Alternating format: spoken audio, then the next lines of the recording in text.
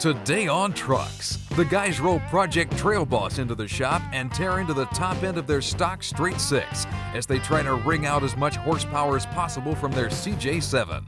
Then they've got the latest from Ford to show you. It's part truck, part SUV, and it's called the Sport Trac. After that, we'll finish up with our U-joint and drive shaft tech. That's all today on Trucks.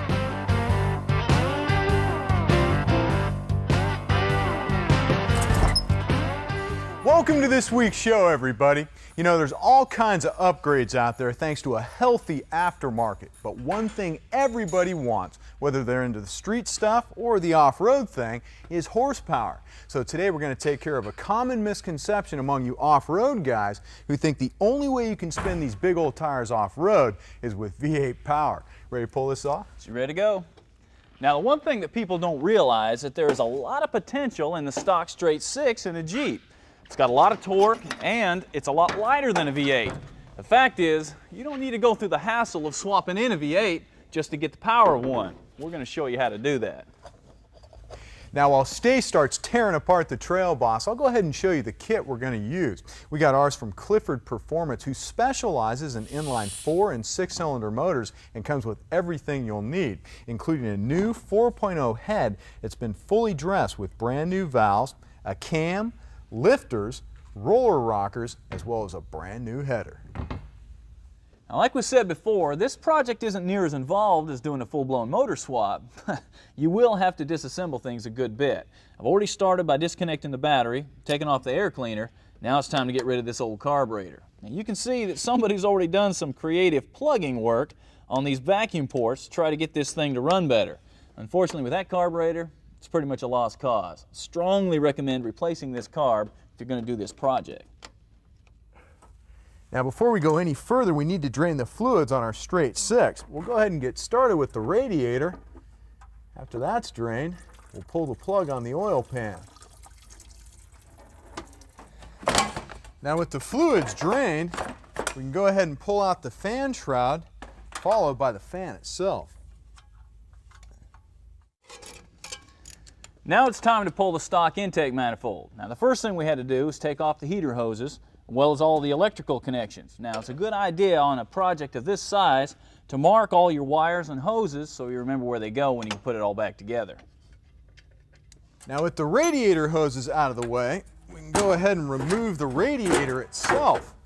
After that, we need to pop out the AC condenser. Now, we know ours is already dry, so we can go ahead and pop off the hose. But if your AC is charged up, you need to take it somewhere and have it discharged before you pop the hoses off to protect yourself and the environment. Next up is the power steering pump. Now, the good news is you don't have to take these hoses off. Just make sure that you wire tie the pump up out of the way so it doesn't hang by the hoses and damage them. Then we'll pull off the exhaust system, followed by the exhaust manifold. Now, since we are replacing the cam with the motor still in the vehicle, we have to take off the front grille so we have plenty of clearance to pull the cam out. On our Jeep, it unbolts from both side fenders as well as the cross member. Also, keep in mind you need to disconnect your wiring harness from the headlights before you pull the grille off. Also, we're going to have to lose that winch for clearance as well.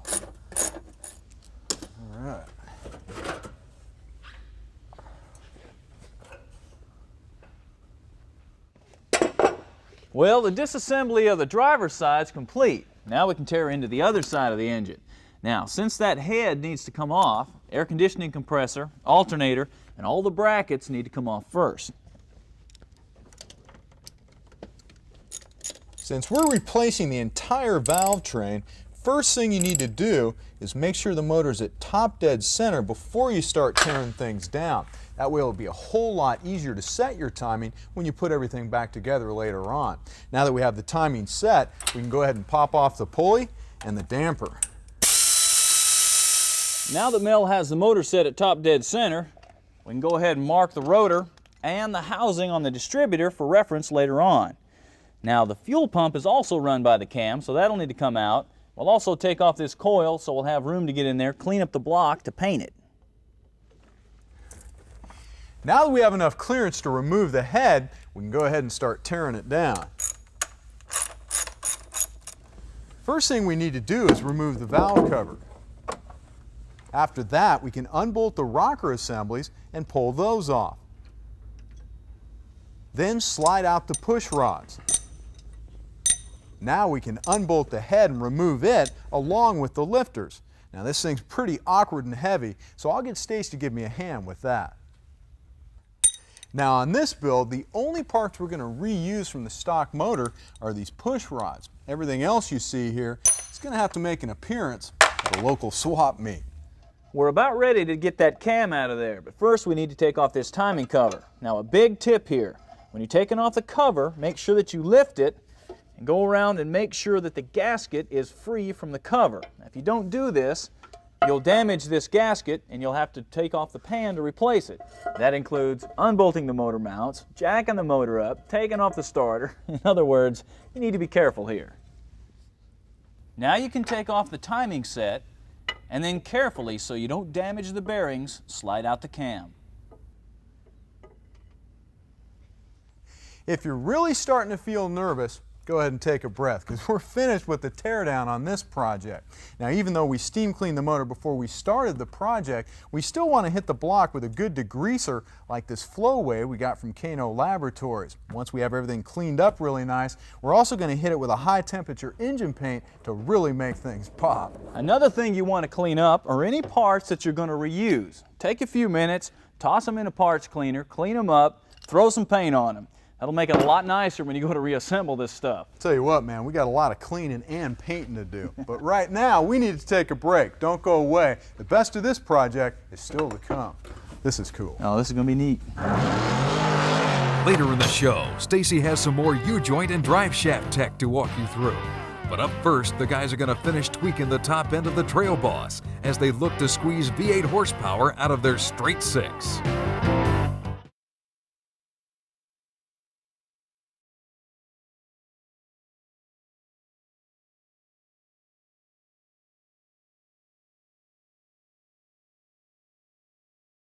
Back. Now, if you're wondering what this big mess is, well, it's the remains of our stock 258 six-cylinder that we've torn down to make room for some upgrades we got from Clifford Performance. Now, of course, before we can put the good stuff in, well, we had to clean it up a little bit. That's right. During the break, we cleaned up the block and shot it with a good high-temperature paint. While we were at it, we also sprayed some black on the frame. Now, the reason for doing all that is for more than just looks, because with everything cleaned up, it's a whole lot easier to work on it and find potential problems like small leaks once you have everything put back together. Finally, we can start putting things back together. First thing you want to do is lube up the cam real well and then carefully slide it into the block so you don't nick the cam bearings. We're going to follow that up with the new timing set. Now, this doesn't come with the kit, so we picked this up separately. Now, I strongly suggest upgrading the plastic style gears for ones that are all metal. They'll last a lot longer. Now, line everything up and slide it in place. Make sure your timing marks stay lined up, and don't forget your oil slinger on the crankshaft. Another thing we recommend you pick up for this project is a complete gasket kit for the engine. Now keep in mind, you're not going to use every one of these, but it's a lot easier as well as cheaper to spring for the whole set. That way you don't have to hunt down each one individually. Now, as you can see, I've already installed the new oil seal into the timing cover itself, so we can go ahead and bolt that on.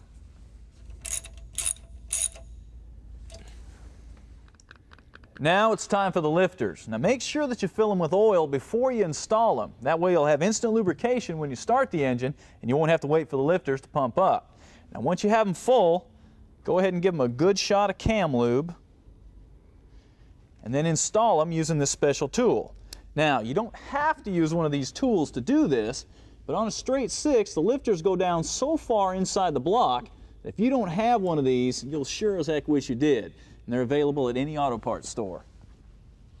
Now the key to this kit is the special 4.0 head you can only get from Clifford. Of course, they've done all the necessary tweaking so it'll bolt onto our stock 258.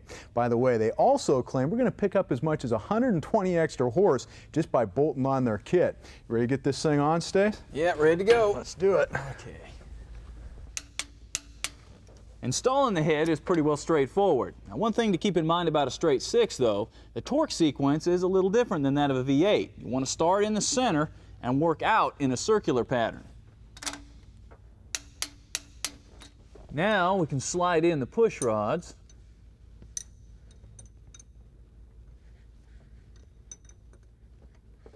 Followed by these really cool roller rockers. Now those are trick because they reduce friction, they won't flex, and they won't cause any kind of wear on your valve guides. Now once you have these guys in place, you can set your valves by rotating the crank and following your firing order. The final piece of our upgrade is this custom header that's not only going to flow a whole lot better than the old stock manifold, but it also has all the fittings to keep us emissions legal, and the fit, that couldn't be any better. Well, now that we have the top end taken care of, you're probably wondering what we're going to do with that old carburation system. Well, to find out, you're going to have to watch next week. Right now, we need to take a break. We'll be back after this.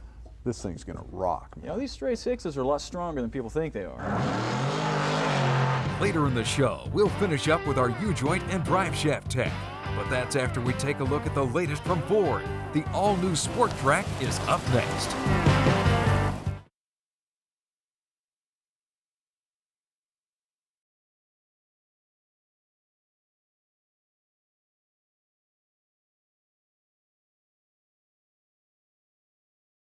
Everybody.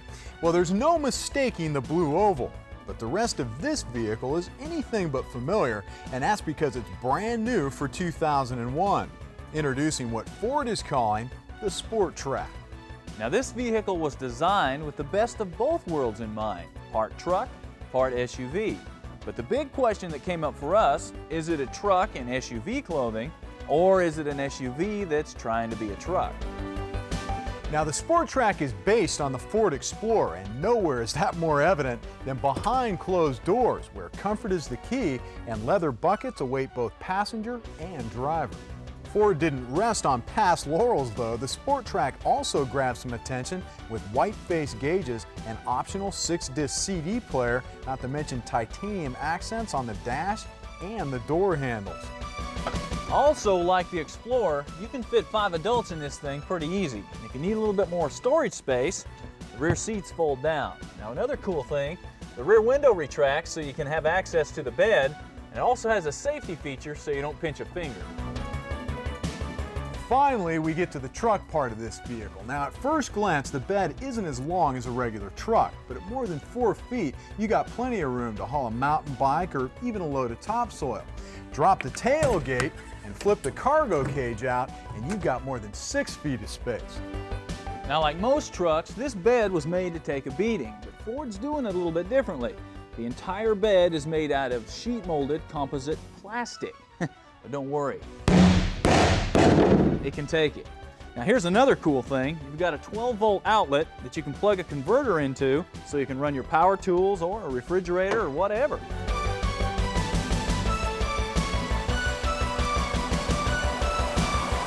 The Sport Trac is motivated by a 4-liter V6 that's good for just over 200 horses and is backed up with a 5-speed automatic tranny.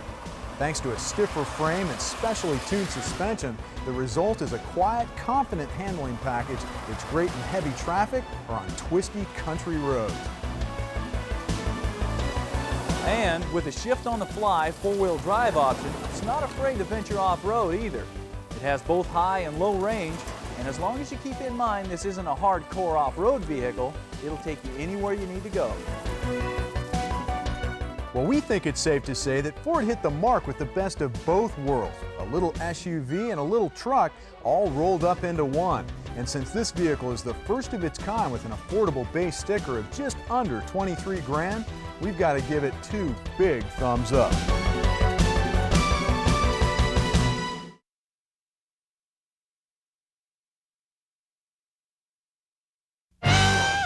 Just can't get enough of trucks? Check us out online at truckstv.com.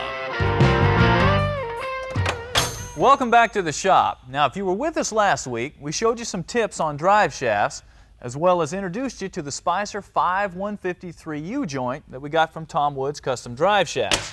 Well, this week we're going to show you some more U-joints, as well as how to put it all together. Now, the first one I want to show you is the 5.4-33. Now it's the most expensive at 25 bucks a pop, but it is the best U-joint that Spicer makes. Now the reason being is it's got a grease fitting in one of the end caps. Now that eliminates the grease fitting in the body and makes this considerably stronger. Matter of fact, if you're doing any serious off-roading or running down a drag strip, that's the one to use. Now next up is the 5.6-25. Now it's a maintenance-free joint. As you can see, there are no grease fittings anywhere on this. Now that's great if you're running down the interstate, but when you go off-road, dirt and water can get down in these caps, and since you can't re-grease them, that will shorten the life of that U-joint. To install the joints, there's a couple of tricks that you need to know. First of all, you need to make sure that none of these needle bearings get knocked over inside the cap. If they do, it won't seal down right and you can't get your snap rings in. Now since we don't have to map this particular joint, we'll just pull off a couple of the caps, install the U-joint, and then press on one of the caps.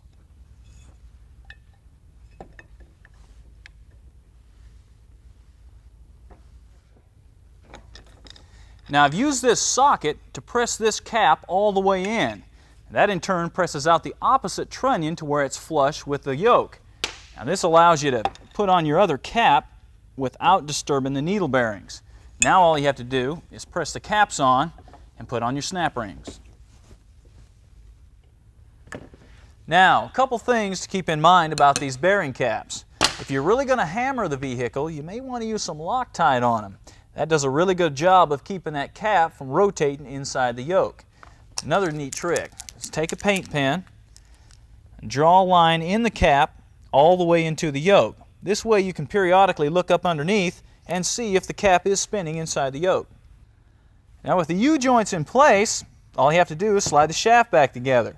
Now, like we said before, it's very important that these yoke ends be in alignment with each other or in phase. That way you won't have a nasty vibration on down the road. Now all you have left to do is put the shaft in, grease it up, and you're done. One last thing when it comes to U-joints. When you're buying them, make sure you pick up a couple extra and keep them in your toolbox, because if you don't need them on down the road, somebody else will. For those of you that are into your own tune-ups, and it better be all of you, here's a couple things I want to show you about spark plugs. Now there's basically two types of spark plugs. You've got those that seal with a taper and those that seal with a washer. Now to crank down the ones with the washer, once you have them finger tight, you're going to want to go about a half turn. You'll feel that washer crush down and you'll be sealed up. Now for those with a taper, you only want to go about a 1/16 of a turn. That's because those crank right down against the head. Now one last thing, anytime you're going into aluminum heads, you're going to want to use some anti-seize compound on the plug. This will keep you from messing up the threads inside the head.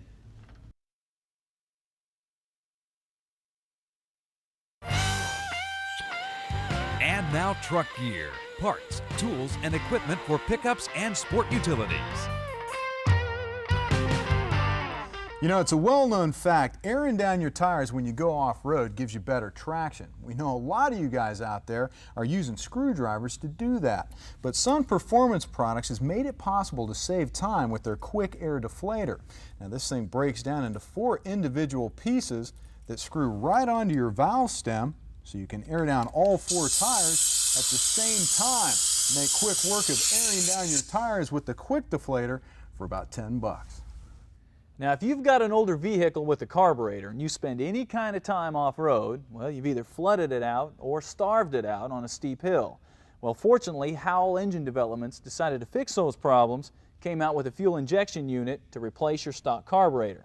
Now as you can see, it comes with a GM throttle body injection, an adapter for your stock manifold, a computer, and everything you'll need to literally just plug it in and go. Now this kit is for a Jeep, goes for about $1,000 and is emissions legal, and it takes care of all the problems associated with carburation.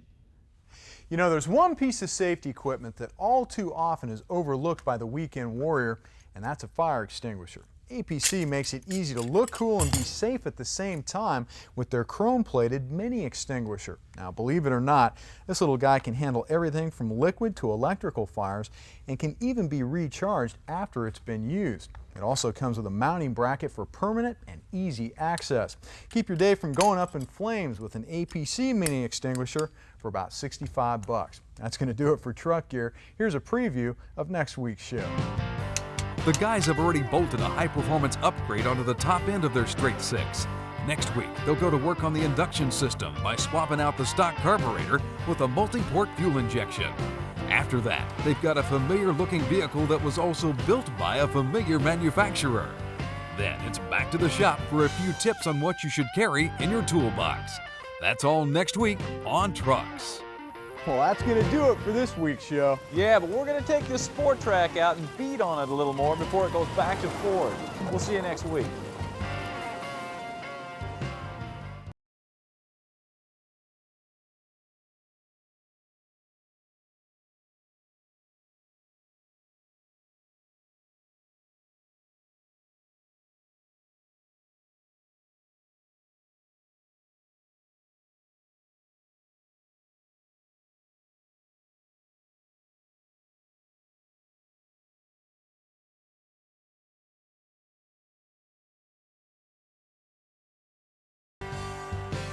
Trucks is an RTM production.